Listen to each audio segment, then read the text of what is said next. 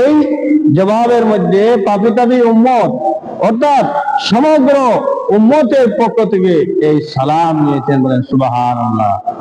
এরপর আবার ওয়ালা ইবাদিল্লাহিস সালিহিন, যারা নেককার উম্মত, যারা নেককার সালেহ ইবাদতকারী বান্দাগণ, তাদের পক্ষ থেকেও আল্লাহ রাসূল সাল্লাল্লাহু আলাইহি ওয়াসাল্লাম আল্লাহ রাব্বুল আলামিনের সেই সালাম নিয়েছে। প্রথমে কিন্তু পাপিতাবি উম্মত সহ সবার পক্ষ থেকে এই সালাম নিয়েছেন। এর পরবর্তীতে ওয়ালা ইবাদিল্লাহিস সালিহিন, আল্লাহর সালেহ বান্দা যারা, নেককার বান্দা যারা, তাদের পক্ষ থেকে এই সালামের এই জবাব নিয়েছেন, বলেন সুবহানাল্লাহ। ওয়ালা ইবাদিল্লাহিস সালিহিন।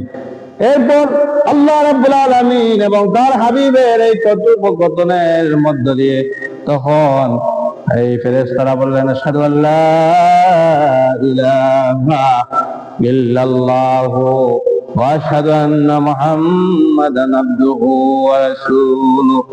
ফেরেশতারা বললেন, আমরা সাক্ষ্য দিচ্ছি আল্লাহ ছাড়া কোনো মাবুদ নেই এবং মুহাম্মদুর রাসূলুল্লাহ সাল্লাল্লাহু আলাইহি ওয়াসাল্লাম হলেন আল্লাহর বান্দা এবং রাসূল, বলেন সুবহানাল্লাহ।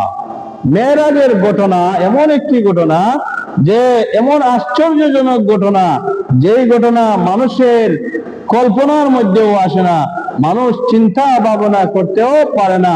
চিন্তা ভাবনার উপরে উঠে আল্লাহ রাব্বুল আলামিন যেটা চান সাথে সাথে কুন বলেন এবং সাথে সাথে হয়ে যায়, ফায়াকুন হয়ে যায়। আল্লাহ রাব্বুল আলামিন যেটি ইচ্ছা সেটি করতে পারেন। মানুষের চিন্তা ভাবনার ঊর্ধ্বে আল্লাহ রাব্বুল আলামিন যেটা চান সেটি করতে পারেন। এর জন্য মেরাজের ঘটনা এমন একটি ঘটনা, এমন আশ্চর্যজনক ঘটনা। আল্লাহ রাব্বুল আলামিন এই মেরাজের ঘটনা বর্ণনা করতে গিয়ে নিজেই বলেছেন সুবহানাল্লাহ, বলে সুবহানাল্লাহ।